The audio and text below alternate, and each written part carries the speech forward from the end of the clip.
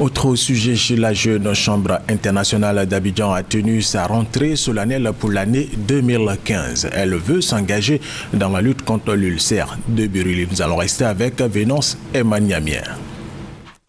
Freiner la progression de l'ulcère de Buruli en Côte d'Ivoire, mais surtout redonner espoir aux enfants souffrant pour la plupart de cette maladie.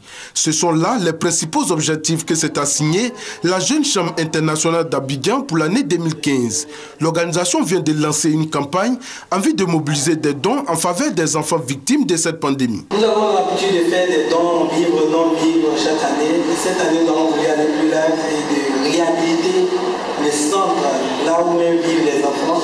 Parce que ce centre est en délabrement.